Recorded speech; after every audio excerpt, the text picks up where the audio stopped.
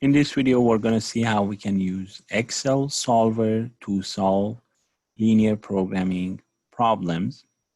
We're going to also define some concepts such as binding constraints and slack variables in this video.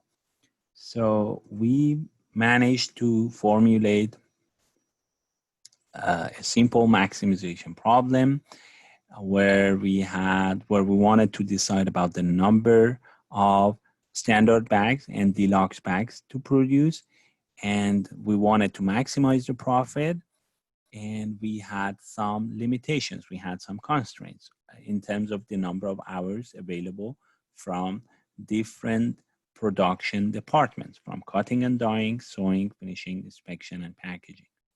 So this is the formulation, mathematical formulation. Now we want to use Excel to solve this problem. So what you need to do is to just open a blank file, and then I'm just gonna copy and paste here the formulation. Usually this is the standard process. So after you have the verbal statement, the question, description of the decision variables, objective function, and constraints, you should actually usually come up with the mathematical formulation and then use Excel to solve it, come up with your spreadsheet model, basically. But sometimes if you're dealing with easy problems that are not really complex, and it's really straightforward, you can skip the mathematical formulation and directly come to the Excel. But again, it's always recommended to do the formulation first and then come to the spreadsheet model and Excel solver. So when you're on Excel, the first step always, in terms of the spreadsheet model, the first step always is to write down the parameters. Write down the parameters, and parameters are fixed numbers in your formulation. The fixed numbers that are provided to you in terms of the description of the objective function, or in terms of the right-hand side of the constraints, the limitations that you have on your resources, or in terms of the per unit production, if you're dealing with a production scheduling problem, right? So coefficients on the left-hand side of the constraints, right-hand side of the constraints, and objective function coefficient. These are the parameters of the problem that are usually provided in the verbal statement of the problem. So I'm just going to write them down. So we have numbers for standard bag and deluxe bag. So profit per unit, we have $10 profit contribution for each standard bag. We have $9 for each deluxe bag. And then we have different resources. We have different production department. And for each one, we have per unit time. So I'm just gonna take this from here, move it at the end, and first write down the production time per unit. So we have cutting and dyeing. We have sewing, finishing, inspection, and packaging.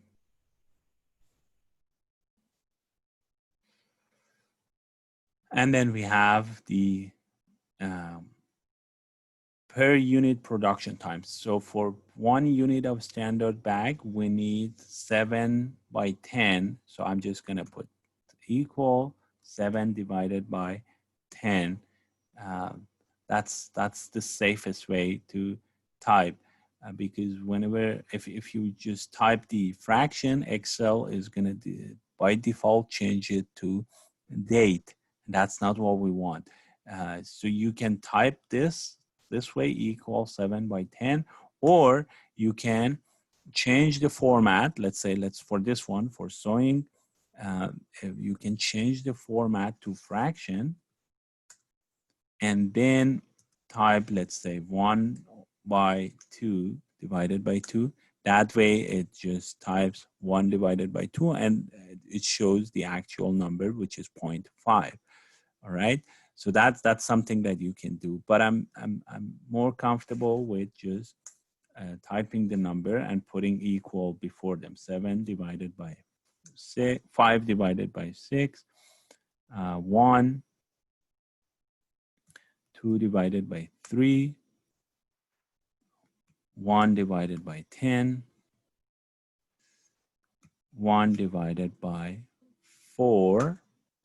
And some of these numbers are already formatted in fraction format. So I'm just going to change everything to, as you can see here. So I'm just going to change them to number format. And it's just in terms of the display. It's not going to change anything. As long as you have the numbers, that's fine. Doesn't matter how you're displaying them. And then we have the available or total hour available hours, and then 630, 600, 708, 135 from inspection and packaging. And let me just bring everything to the right, or to the right side. At least this one. Let me just bring them to the center. All right, so now we have all these parameters, the set of the parameters, and I'm gonna get rid of these 2 rows, bring profit up. So I just add borders here. So I have the list of all the parameters that are given in the question. Then I'm going to, the next step would be to go ahead and solve it. So similar to what we did in formulation, the first step that we did here was to decide about the decision variables. So that's really the first step. Sometimes you just define the objective function and constraint, and from there you go to the decision variable. But sometimes it's easier. You just look at the question, is actually asked in the question, what is it that we want to decide about? What is it that we want to optimize, right? So in this question, it's very obvious the number of deluxe and standard bags that we want to produce. So decision variables,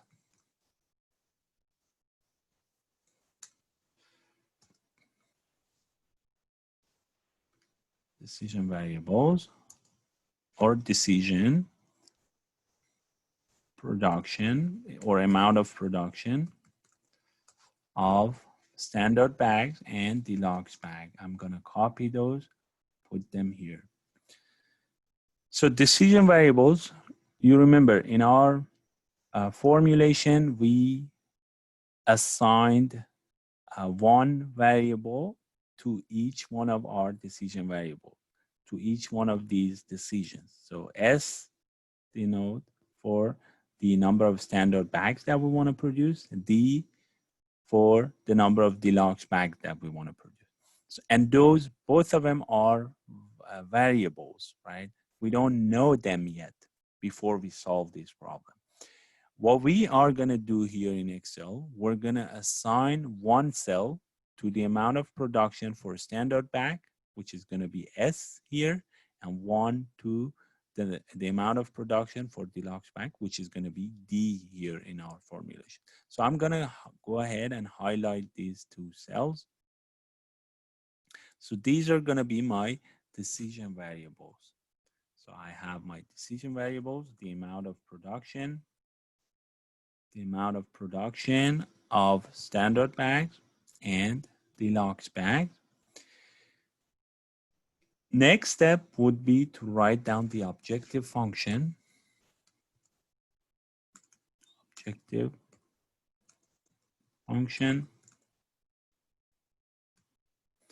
And then objective function, as you can see here, is simply is a linear function that uses our decision variables, S and D.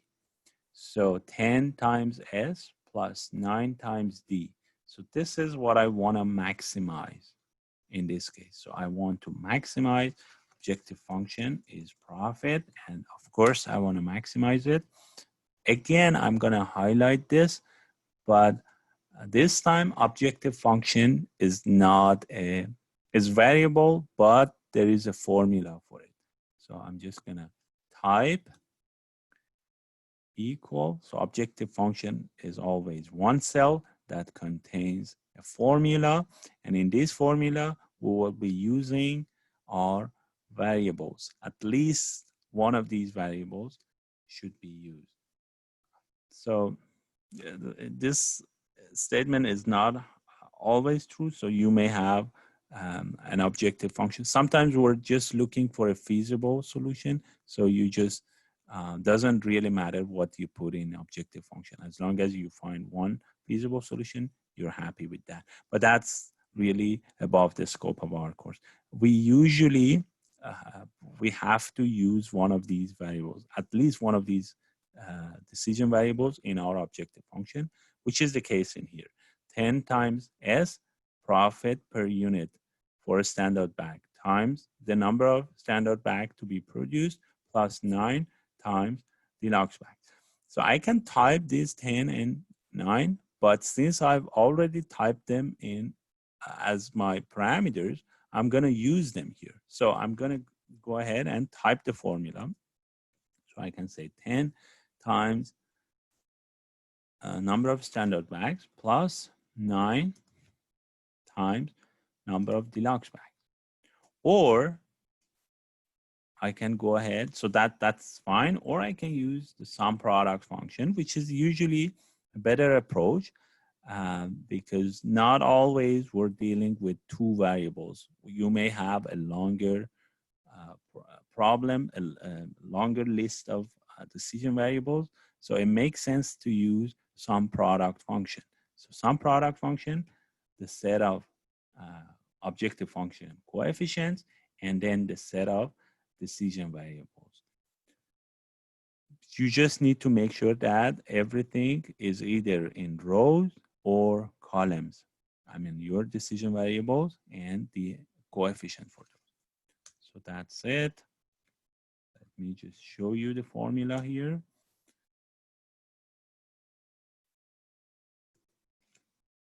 All right. So objective function, we just defined decision variables. We just defined the objective function. Now we just go ahead and define all the constraints except for non-negativity constraints, which is going to be taken care of by Excel itself. So we don't really need to worry about these two. The solver will take care of it. We'll take care of these two later. So we will have one constraint for each one of these departments. So I'm going to copy the list of these departments and put them here. So now we just defined decision variable, objective function, and then constraints. So cutting and dyeing. So now here's actually, there are different ways that you can define constraints, but I personally prefer to go with the same format that you see here. So a left-hand side, that is a formula that uses both decision variables in this case, and then a right-hand side that is a fixed number, right? A right-hand side number. And then we just need to define it for each one of these departments. So the left-hand side for cutting and dyeing is going to be 7 by 10 times S plus 0.7 times S plus 1 times D should be less than or equal to 630. So equal sum product of the production time per unit of standard bags and deluxe bags, sum product of these, and the number of bags to be produced, standard and deluxe. And since I'm gonna drag this formula down, I'm gonna copy the same formula. I just fix the decision variables because this, as you can see, decision variables S and D are gonna repeat in all of these constraints. So I just fix the decision variables, and let me just show you the formula that I'm using.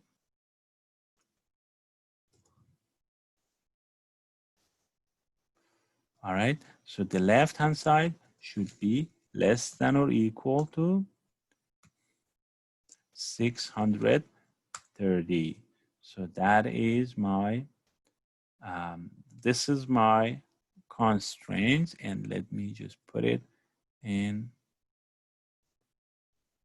borders, and let me just drag it down, and it's gonna take care of the rest if you just write the first formula right. So 0.1 times S plus 0.25 times D should be less than or equal to 135. These signs, you don't have to type them if you just remember what the sign is when you're putting them into your solver. But what we just did here, we just defined the decision variables, objective function, and constraint on our Excel. We haven't done anything yet except for actually coming up and designing our spreadsheet model. So this was mathematical model. This is a spreadsheet model, all right? We haven't solved it yet. It's just the same thing, except that instead of having them in mathematical notations, we have them on spreadsheet model format, right? Now I want to solve it. In order to solve this spreadsheet model, we need to go to the solver. If you go to the data tab and click on the solver, it's gonna open the solver window. If you don't see the solver here, you need to add the solver. And it's the same way that you add the data analysis. So you need to go to File, Options, and Add-ins. Add-ins, click on the Go, and then check the solver add-in. So this is how you do it for Windows. So, all right. So now that we have the spreadsheet model, I'm gonna go ahead, go to Data tab, go to the solver, and basically put everything from our spreadsheet model onto our solver window and solve it here. So the first cell here would be the objective. Set objective. What is our objective? Objective is always one cell in our spreadsheet model. Objective is profit, the cell that contains the formula for objective function, and we want to maximize it. So make sure that the max is checked. If it was minimization, we could have checked minimization, all right? So this is maximization of objective function, the profit, by changing, here you put the decision variables. All those cells that we highlighted as our decision variables. So we have standard bags and deluxe bags. The number of standard bags and deluxe bags produced. So that's our decision variables. And then we add the constraints. For the constraints, you can click on the add, and then you also have the options to change. After you add, you can change, you can delete, you can reset the whole thing, this set of constraints, and so on, right? So you can load and save if you have it saved already. But I'm just gonna click on the add. Here, I can go one by one. I can do this. Left-hand side, decide about the sign. It's less than or equal. We're gonna talk about the other ones later. I mean, the first three are obvious, less than or equal to, greater, equal, greater than or equal. All right, so less than or equal here. And then the right-hand side. So B18, cell B18 less than or equal to G18. I can click on the add, it's gonna let me to define the next one. But since I have everything connected to each other, I have all my left-hand sides and all my right-hand side for this group of constraints next to each other. I'm gonna go back here and change it.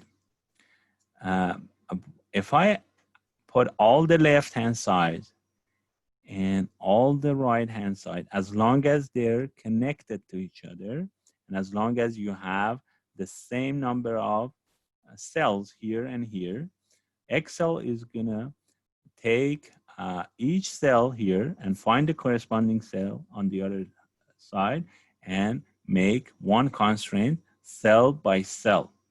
So I have four cells here and 4 cells here. So Excel is gonna create 4 constraints for me. So it's gonna take one cell from here with the corresponding cell at the right-hand side, and the necessary condition for doing this is to have the same sign. If I had one of these greater than or equal, I couldn't do this. I had to go one by one, for example. So since everything is less than or equal, since all the left-hand side and all the right-hand sides are connected, I can do this. Okay. And that is going to take care of the constraint. The only thing that is left is S and D greater than or equal to 0. And that's by making sure to check, to have this box checked. Make on constraints variables, D and S here in our case, non-negative. It actually refers to this changing variable. So make them non-negative. So that is gonna take care of D and S being greater than or equal to 0. So you don't need to really add a separate set of constraints for non-negativity. This is enough. Last step would be to select a solving method. So what is going to be the solving method?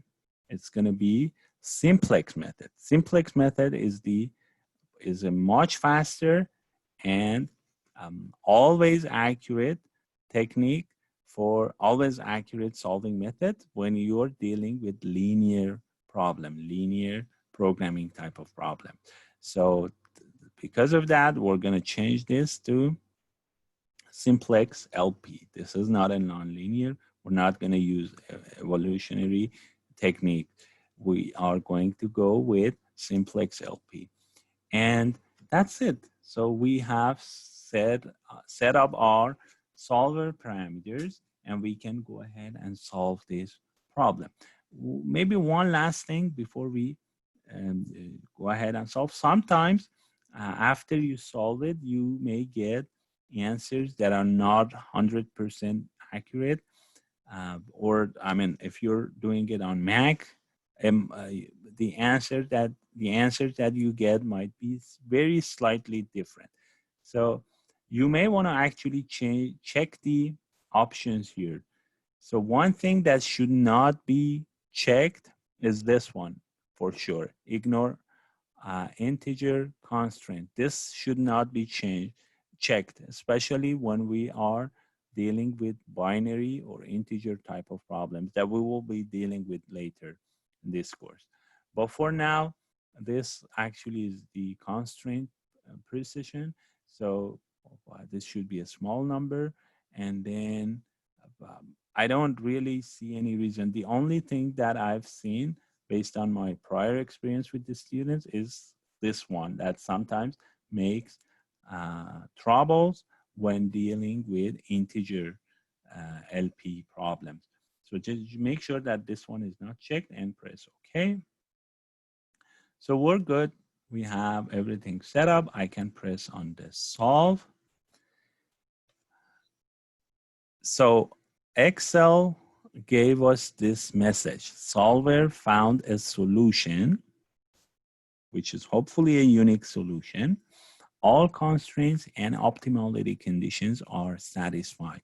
So we have found a solution that is feasible and it's also optimal. Optimal solution is found. And when this is the case, when you found a unique optimal solution, a corner that provides you with the optimal solution, Excel, in case of LP, where all the decision variables are defined as continuous, as I mean, they by definition, right now they both took integer numbers, but we didn't actually force them to take integer numbers. This is because the problem is set up in a way that is going to lead to integer numbers.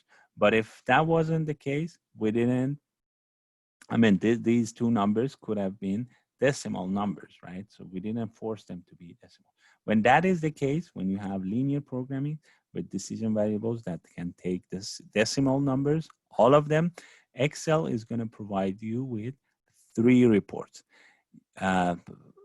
Answer reports, sensitivity reports, and limits reports. We're going to talk about the sensitivity and limits later, but I'm just going to click on answer and just select this one and press OK.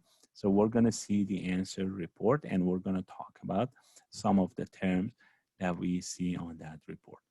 Okay. So answer report 1. So after you solve it, you already see the optimal solution here. So this, our optimal solution, the best decision, the best production plan that you can have would be to produce 540 units of standard bag, 252 units of deluxe bag. If you do that, you're gonna make $7,668 of profit. This is what we already knew from our drawing example. So we just solved this problem. We just solved this formulation by drawing the set of constraints and finding the parallel objective function lines, and we extended the value of objective function up to this point, and after that we couldn't find any objective function line that passes through the feasible region, and this was the maximum value that we found. But Excel also provides us with this number, and from now on, this is going to be the approach we're going to be taking. Sometimes, in most cases, we don't have only 2 variables. It can be many more. It can be like 10 decision variables or more, even more than that. So, and therefore, we're going to use Excel in most cases to solve those. And now I'm just going to take a look at the constraint. So the right-hand side of my constraints are fixed numbers. Those are parameters. Those are already provided. These are the maximum available time. So here is time available. But then the left-hand side was the time used to produce S and T. So how much time are we using from each department? So from cutting and dyeing, we had 630 hours. We are using everything. We are using it up, all right? If this is the case, if we are using all the resources available, and if a constraint is satisfied with equality, in optimality, when you put the optimal solutions into this equation, into this inequality, it actually is satisfied with the equality is satisfied. In those cases, those conditions, those constraints are called binding constraints. Binding constraint meaning that this resource is a uh, is an important resource. You're using it completely. Whereas the other one, sewing, we had 600 hours available from sewing department, but we're using only 480 of it. So this is a case of non-binding constraint. So this is not as important as cutting and dyeing. Cutting and dyeing is the one that determines the value of these two. And let's see if we have any other binding. Finishing is also binding. Why? Because we are using everything that we have available. So we're using up the whole resource available from finishing department. Inspection and packaging, again, we're not using everything that we have available, so non-binding.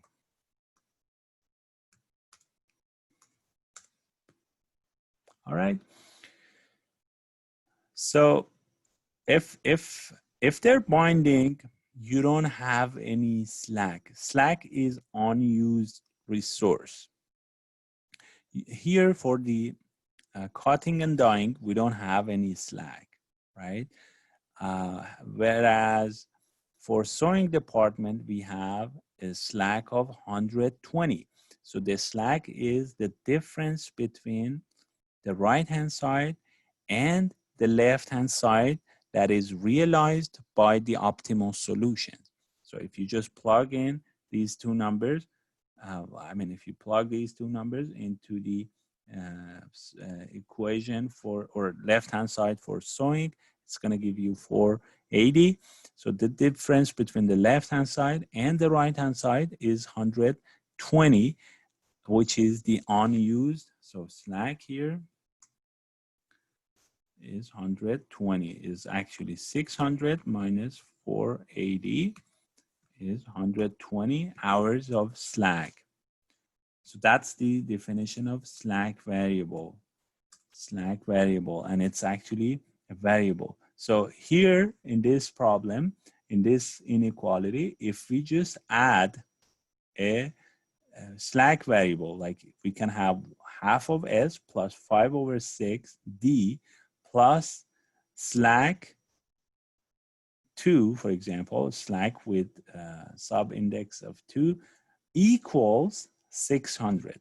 So we can have this. We can actually change this inequality constraint into an into an equation where we just added a slack variable. So we can have half of S plus 5 over 6D plus a slack variable equals 600.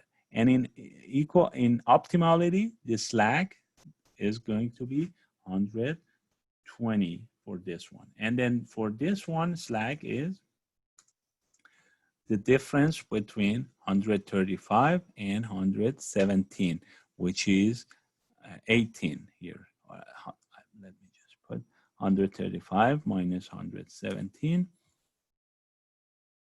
18. The slack. So we have slack. So slack is the difference between the right-hand side and left-hand side if you have a less than or equal type of constraint. Whenever you have a greater than or equal type of constraint, if the left-hand side is greater than the right-hand side, the difference between these two, when you plug in the optimal values, it's called surplus value. So surplus is defined when you have a greater than or equal type of constraint. If you subtract left-hand side with the right-hand side, the difference between left-hand side and the right-hand side is called surplus, which is basically the extra amount of unit that you're using on top of your available resource, for example, right? So here you are using less, and the unused resource is called slack. If you had a greater than or equal type of constraint, the amount that you go beyond your, let's say, minimum allowed consumption is called surplus. So let me just take a look at the answer report here real quick. So we have, as you can see here, some statistic, some description of the question and the solution method and the solver option. If you just go down a little bit, we have objective function, we have decision variables, and the constraint.